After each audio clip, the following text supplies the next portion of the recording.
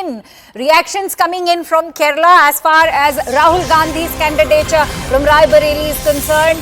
BJP Wayanad candidate K. Surendran has in fact attacked Congress with regards to Rahul Gandhi's candidature. He's gone on to say that the manipulative tactics of the Congress party and Rahul Gandhi are evident once more. First, he labelled Wayanad his second home for votes. Now he's also contesting from Raebareli. If he wins both seats, which one will he give up? That is the big question now, not just being posed by the BJP, but also by the CPI's Annie Raja. Let's quickly go across to Sherin, who's in fact very consistently and extensively reported from Wayanad. Sherin, is this now turning out to be a double whammy of sorts for Rahul Gandhi, considering it's not just the CPI's Annie Raja, but now we see a K. Surendran also of the Bharatiya Janata Party escalate their attack?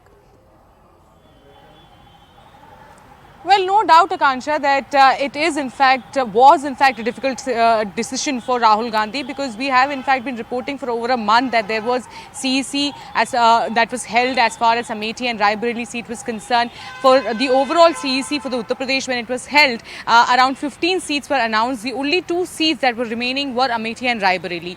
The last CEC meeting also, all the Congress leaders have in fact told Mallikarjun Kharge that he should take a decision when it comes to Amethi and Raebareli. What our sources have in fact been telling us is that Rahul Gandhi and Priyanka Gandhi both said no to contest from Uttar Pradesh. Rahul Gandhi was of the opinion that in case he wins either from Amethi or Raebareli, he will have to give up Wayanad. That is something that he is not willing to do. And now we are seeing that late night, even till late evening, it was in fact decided that he will not be contesting.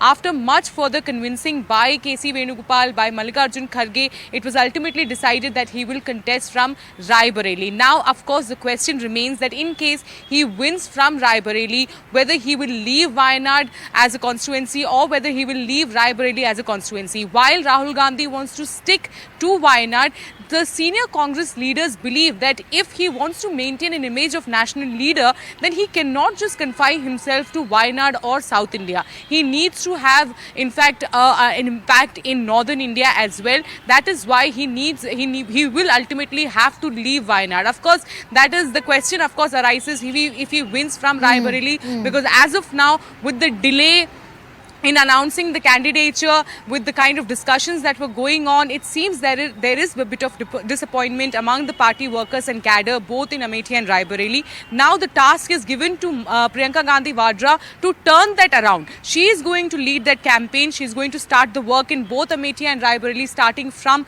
5th May. We have been told by our sources that her first campaign is going to start from Raebareli on May 5th, and then on May 6th she will be coming back to the neighbour constituency Amethi. So both brother and sister now will have a big responsibility as far as Amethi and Raebareli are concerned. They have to make sure that their campaign hit the ground, boost the party workers and cadre, and could make a turnaround in Amethi as well as Raebareli, because they are going to campaign for KL Sharma as well. Right. He has in fact been a close aide of the Gandhi family. They trust him. And now, it's given as a googly to him. Of course, he has been put in a very flimsy situation. So they want to make sure that there is enough power and even enough support that is coming in from both Priyanka Gandhi and Rahul Gandhi as far as KL Sharma in Amethi. Absolutely. In fact, this is clearly a catch-22 situation for Rahul Gandhi and the entire Congress party. We'll have to see what the Congress chooses after 4th of June, even though the dilemma will remain. In fact, let's quickly